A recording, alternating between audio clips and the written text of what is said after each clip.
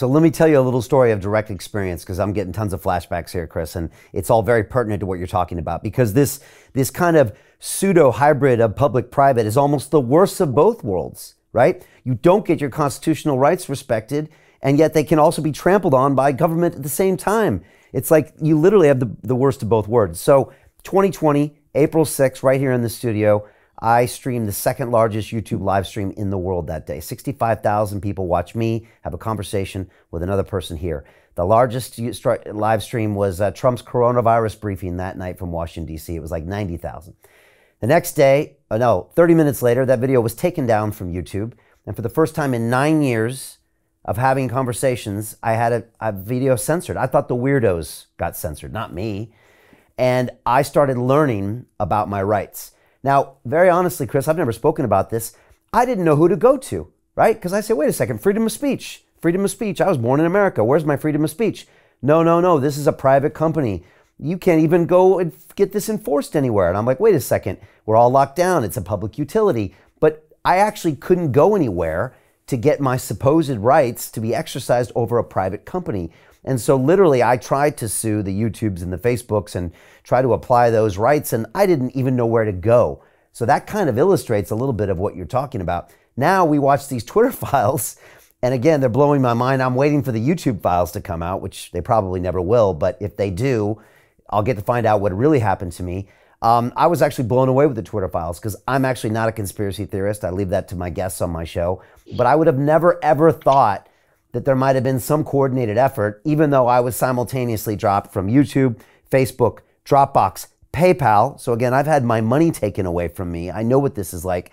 Again, I was coordinated right across, basically within a couple days' time. Now that I see the Twitter files, it seems very likely that there were some government organizations that said, we would rather these things not be talked about. Can you help us out?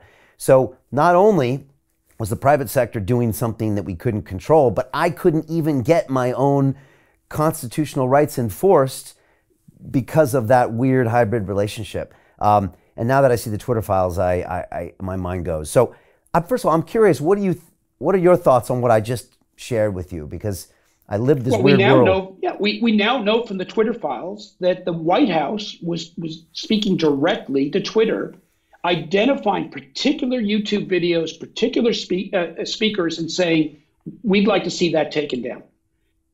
The government could not do it itself under the First Amendment, but it was instructing the private sector to do it, kind of, you better do this or else, without saying what the or else was. But if you're a private actor, what are you going to do in the face of that kind of pressure, right? So this problem we've seen with Twitter, or whether it's Canadian truckers in Canada with their PayPal accounts being shut down and banks stunning them, it could be 100x in the world of digital money. And those who say, oh, private sector okay, CBDC bad, there's going to be no difference if we don't, as a free society, say this is unacceptable. Our rights as a free people are built into our economic transactions in free economies. We cannot be censored for lawful activity. I'm not talking about for drug running or prostitution. For lawful activity, governments cannot surveil and censor, and they cannot do it through proxies in the form of private companies or stablecoin operators. What they cannot do under our constitutions, or the unwritten constitution and law in the UK or EU law. And that is the battle of the future. And that's why we at the Digital Dollar Project have engaged as opposed to sitting back. I respect those who say it's too dangerous, we shouldn't go there. I respect that. But I respectfully say, what are you going to do if policymakers go there anyway? Our approach is, let's get in the game. Let's advocate. If you truly believe, as I do, that the future of value transfer, value establishment is digital, is internet-based, then you must get in the game now to advocate that be privacy protecting, that it be censorship resistant. What was the biggest shock to you of the Twitter files? How blatant. How blatant. It seemed like an alphabet soup of U.S. agencies, including our national security agencies, including direct White House ties, were telling private actors what speech could be aired and what speech had to be suppressed. Clear violations, if government did it directly, of the First Amendment. And yet it seemed to be not weekly, not daily, but hourly surveilling of online activity and instructing the social media platforms what to take down by name. Now, I'm only reporting on what I've read in the paper, and it's only with one of the social media platforms, Twitter. We don't know what took place at Facebook or YouTube, but just upon what took place there. I mean, quite frankly, as a constitutionalist, as an American citizen, I find it shocking and I find it frightening. So Jim Rickards has just recorded a video that's not available to anyone in the public, and he's going to be talking about how this upcoming recession is going to be fast, it's going to be bloody, it's going to be nasty. But at the same time, he's going to show you how you can position yourself to profit from all of this chaos. Now, we've made this video only available to our viewers. Go to londonreal.tv/Jim. Watch that immediately. I can't say enough good things about Jim Rickards. He understands the global economic system better than any guest I've ever had on London Real. His predictions are almost uncannily true, and you can learn how to profit from his vision, from his expertise, and his understanding of economics. So go to londonreal.tv/Jim or click the link below.